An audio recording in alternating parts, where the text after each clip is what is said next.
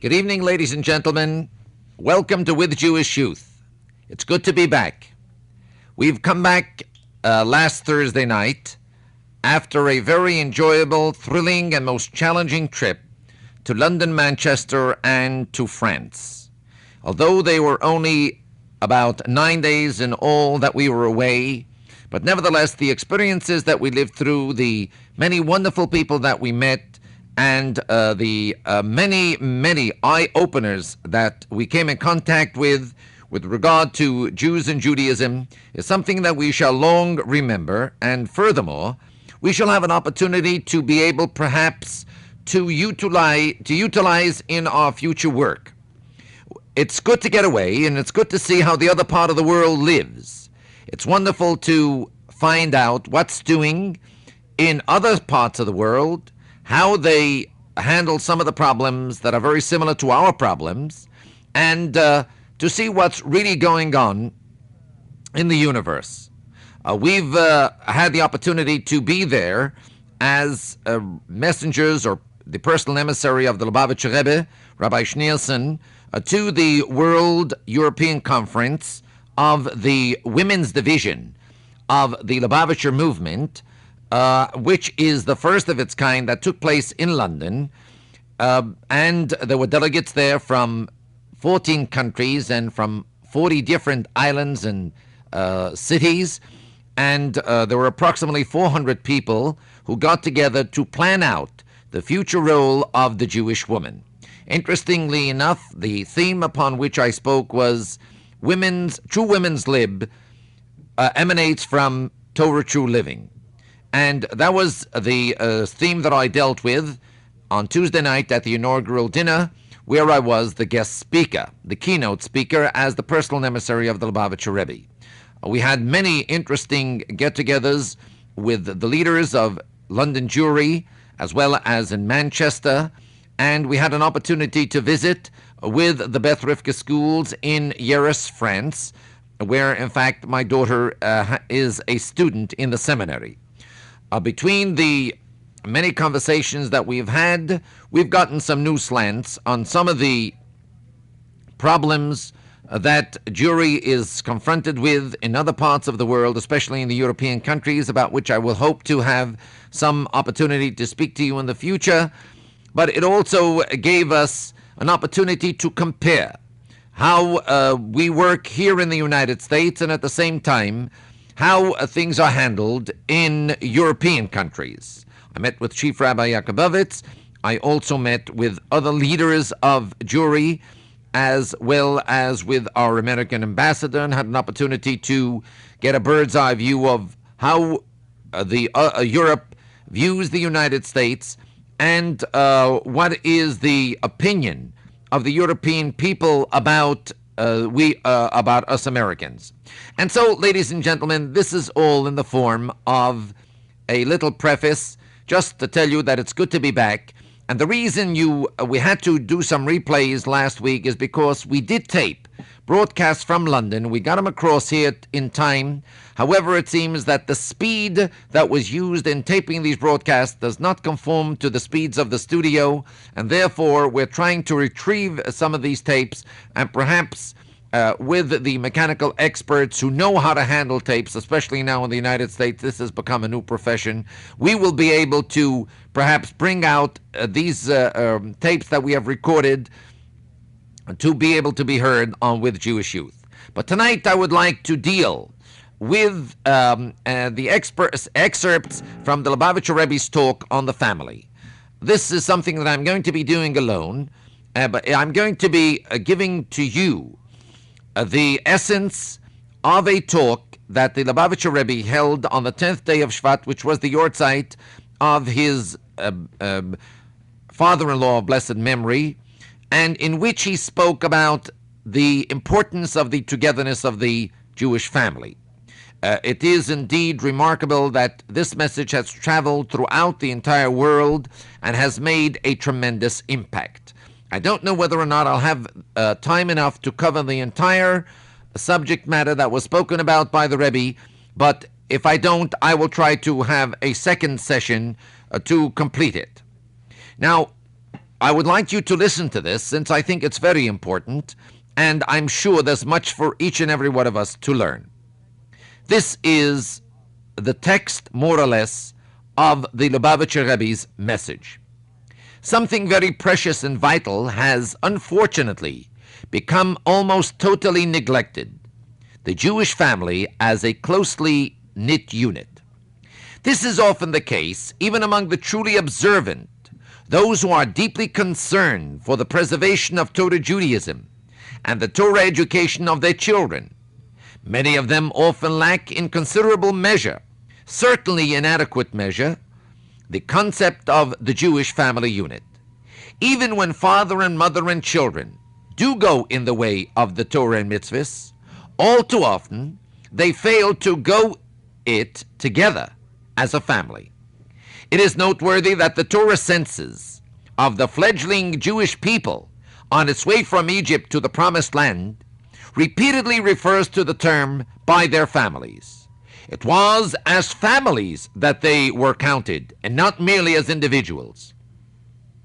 In Kabbalah and Hasidus, based on halacha, the mitzvah of be fruitful, which is fulfilled with the birth of at least one son and one daughter, is discussed in depth and in a striking manner. Father, mother, son, and daughter represent the 4 letters of God's name, Yud K Vav K, in its completeness. As explained in the Tanya, the first 2 letters of the divine name, the Yud and the K, are called in Kabbalah father and mother, corresponding to Chachma and Bina, wisdom and understanding, in the sense that the union of these 2 intellectual powers give birth to the attributes of love of God and fear of God, which in turn correspond to son and daughter. Ladies and gentlemen, if this is a little too deep for you, as we get a little further into the discussion, I'm sure you'll be able to understand it. But listen to these words. They may be the first time you've heard such terminologies in your life, but nevertheless, as you will continue to listen on, you will get the gist of it all, and you will surely understand what the Rebbe is trying to get across. Of course, it comes down from the highest level, then to our own level in our everyday life. When the intellect produces the proper emotions, the union is complete. Otherwise, the intellect remains barren. Sedra Beshalach closes on the note of the incomplete name, Yud K. The incomplete family parallels the incomplete name. God's name is not 4 unconnected Hebrew letters written together, but a new entity, as it were. So is a truly united family, not a group of separate individuals living under one roof, but a new entity, united not merely by a blood relationship, but by what is even more essential and durable, namely an eternal spiritual and soulful bond. Let us speak in concrete, practical terms. We are witness to the catastrophic situation prevalent today. We often see fathers and mothers, sons and daughters in 4 separate worlds. Some families have unfortunately fallen prey to social and economic pressures to the point of almost total disintegration, at any rate from the Jewish viewpoint, where fathers are completely engrossed in the quest for material success, and mothers look for interests in the outside world in search of dubious, misconceived personal fulfillment at the expense of the family, where children are placed in care of hired help, and their education and character training is left devoid of religious content. It is never too late to remedy even this tragic situation. But as mentioned above, the spirit of family unity is often lacking also among Jews, not lacking in Jewish identity and commitment. In a family where all follow Torah, the father and the may go to one shul, mother to another, the son to a third, and the daughter to a fourth. All 4 may learn Torah and do mitzvahs, And this is, of course, to the good.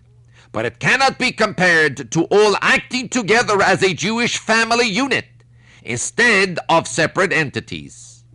Contemplating the difficulties between parents and children, however elegantly or crudely these are termed, even when parents give a good upbringing, we note a lack of emphasis on the meaning of honor your father and mother. And our children's and the responsibility of a vishinantam. Teach them diligently to your children. These are not chukah or gezerah, incomprehensible decrees that are beyond fathoming or understanding. Nor are these two precepts virtues to be rewarded only after 120 years in the world to come. Honor and teach are the instruments through which this new entity, the family institution, can be created according to Torah, where the father assumes a far greater importance within this new unit than has as a person apart from his children and family. And similarly, the mother gains infinitely more from her status as a mother. There is a fresh spirit in the relationships between son and daughter and their father and mother. What can be done today? One suggestion, and it has merit regardless, is to be together on Shabbos and Yontif. There are always affairs and interests that separate. Father has his business and mother has her concerns, while son and daughter have their matters. This is inevitable and not at all deplorable.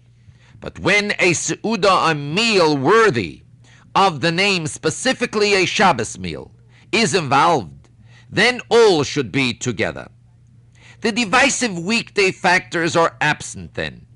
This sort of Shabbos brings about much more affection, closeness, attachment of all members of the family together as one. Then during the following 6 days, though each goes his personal way, still what joins them will outweigh the differences. When they come together at the Shabbos Suda, their distinctive particular interests will complement each other's. This holds true where all, father, mother, son, daughter, follow Torah, yet lack the sense of family as family. It is even more true, obviously, when the family does not have a single approach to Torah and mitzvahs. Here they claim it's a new generation, a new world with new demands, and this situation, they claim, calls for new solutions. The generation has largely been lost to Judaism, lost even to decency, to goodness and holiness. They become confused in the land, and they are constantly wandering and groping, not even knowing what they seek.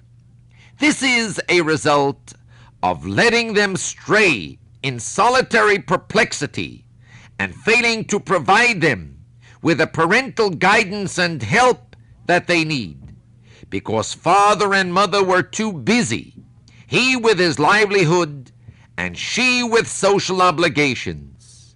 Son and daughter had to grope along a wall to get their bearings alone and in an exile of impenetrable darkness.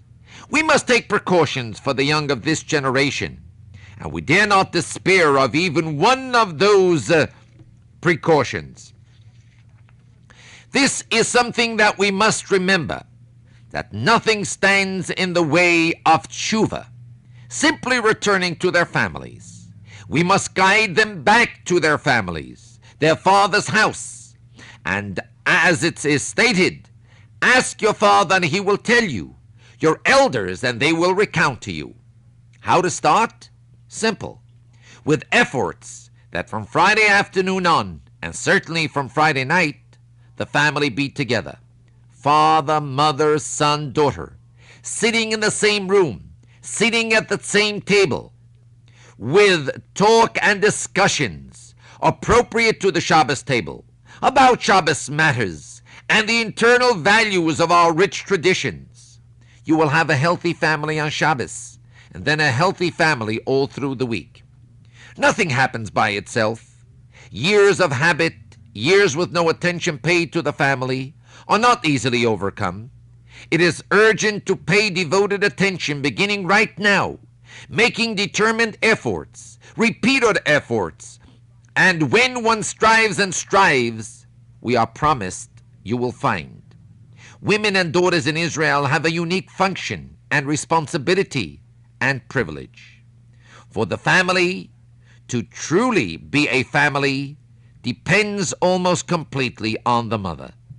If this function is weakened, denigrated in her regard, God forbid, then any efforts by the rest of the family are doomed to being ineffectual. She must bring into the family warmth and closeness and heart so that all members of the family will be drawn to the family as a family. There is recognition of the devastation of family life, awareness of the terrible number of priceless young lives forfeited because there was no family, because their families lacked the family quality. So, what is the compelling concern and question of the day? Is it to tear a woman still further from her unique and primary responsibility, being the foundation of the home, and make her even more occupied with outside matters? Is her concern to be whether she will get an aliyah to the Torah, or she will be counted into a minyan? This is the focus of so much zeal and communal attention. This is nothing more than another device for destruction of our values, saying in effect, don't permit a Jewish woman to consider deeply and seriously her critical responsibility, one that shall determine the future of the entire Jewish nation, her responsibility of welding her family into a family so that her children will not need to seek warmth elsewhere. Or will she be elected gabbai in a shul? Or can she be a chazan or a spiritual leader, a woman rabbi, and so on? My dear friends, we must know that the Jewish woman must devote herself to the truly vital, to that which will liberate her, free from aping and imitating the nation's idolaters who dragged women to the altars of idolatrous temples, refusing to follow them, recognizing that a Jewish woman is the most critical element, the very foundation of the home. She will enjoy true satisfaction, enduring delight through fulfilling her responsibilities truly and fully. She will have reached a great deal of nachis in her achievement through maintaining her own family and by being a living example to families around her, demonstrating what a Jewish woman's primary concern is, that most imperative of all critical matters, to have a warm home, a Jewish home, a Torah home, a home with a heart. This will build families in the midst of the people of Israel, royal and priestly in every way.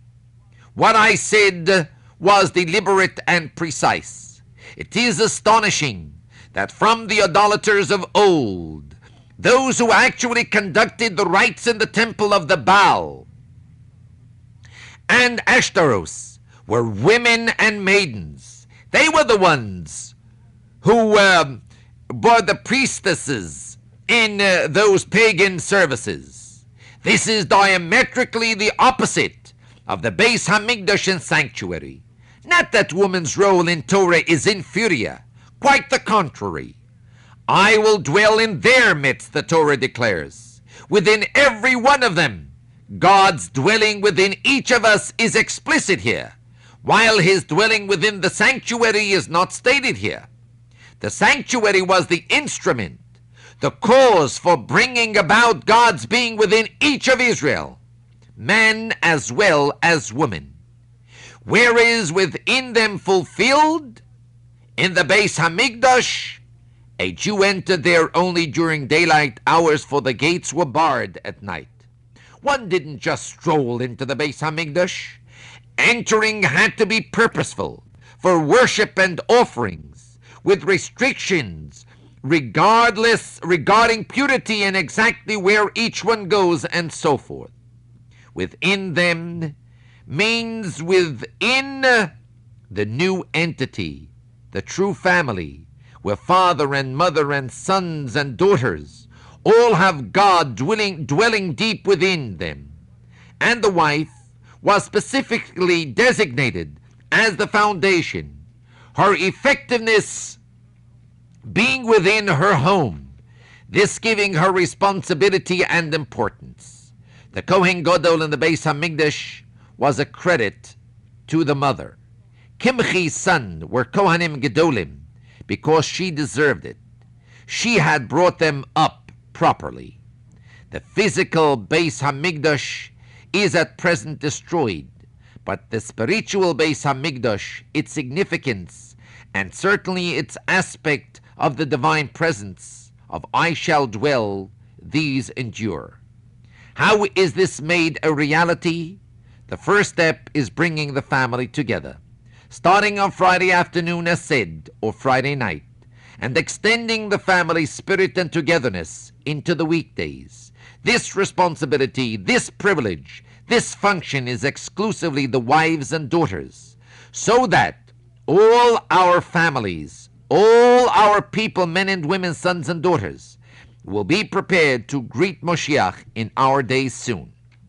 And so, ladies and gentlemen, this has been an excerpt of a discussion by the Lubavitcher Rabbi, which he gave to us several weeks ago, but one which has had great impact in our own day and age. And as one who has had a great deal of experience with many of these problems that come my way, problems pertaining to young boys and young girls, young men, young women, problems of children who have strayed from their parents' home, and children who have gone into new worlds of wonder, to have gone into new thrills, and have begun to search in different avenues for that which will give them a certain peace of mind and satisfaction, that which will sort of fill their quest for that which will satiate them. They don't seem to be happy, they are not satisfied, and they go on wandering and searching. The family doesn't understand. Parents are so taken up with so much nonsense. They're so busy making money, and they're so busy trying to be socially accepted.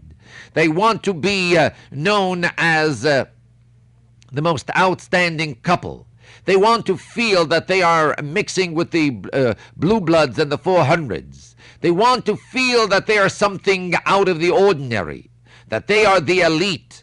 And so what do? By trying to build themselves up, by trying to mix and mingle, they are neglecting their own children. They are neglecting their families. They are neglecting those who will either give them their little bit pleasure out of life, or God forbid, will bring them heartache and devastation.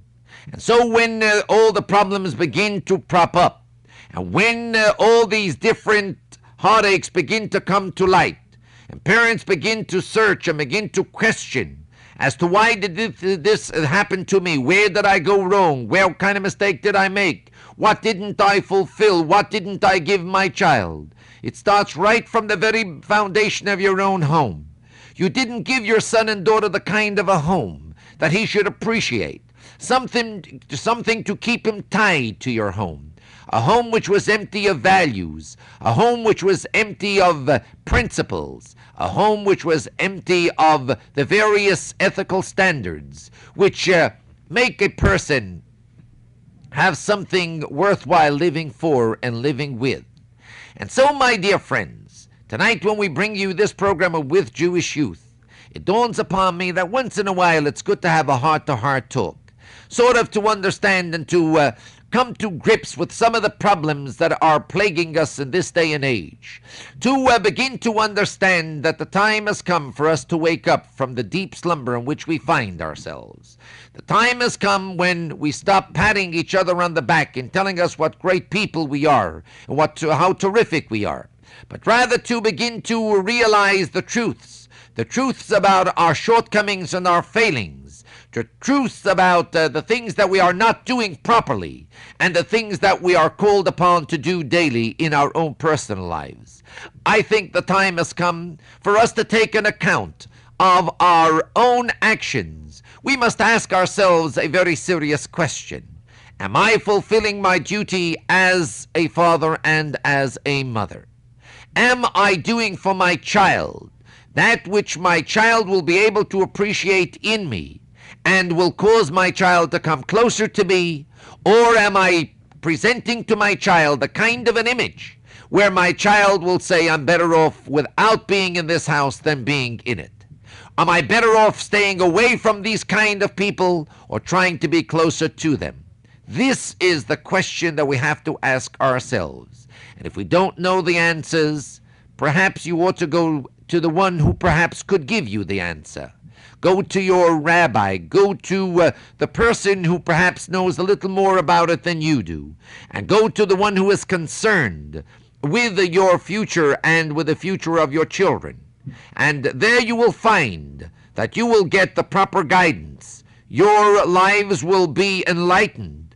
And then perhaps you will be able to come around to do that which will bring your family back to you and will give you an opportunity to be able to see some pleasure out of life, to see some joy out of your sweat and toil, and to know that you have not wasted your stay upon this earth, that you have accomplished something of which you could be proud, namely your own family. And so, ladies and gentlemen, if you have any comments, you have any questions, I think the proper thing for you to do is to write to us. Write to With Jewish Youth, care of station WEVD, 1700 Broadway, New York, and 10,019. That's 10019, New York.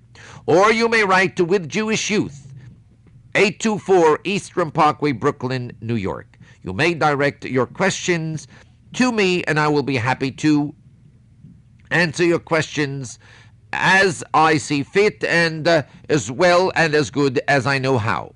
But my dear friends, at the same time, I would also like to appeal to you and to ask you for your support for this program. To help us continue these programs, it runs into large sums of money. And in order for us to be able to carry on these programs with Jewish Youth, we need your help. No matter how much that help is. If you could underwrite a week's program, of course it would be great. If you could underwrite one program, it would be also very good. And if you could just send a contribution which is not too large in sum, but every bit helps. And so it will give us the opportunity to be able to carry on this program, spreading the light of Judaism into the world, and to bring the message of With Jewish Youth into Jewish homes in the thousands, so that those who seek the answers and those who are perplexed will perhaps be able to find some kind of encouragement and some kind of new hope for the future.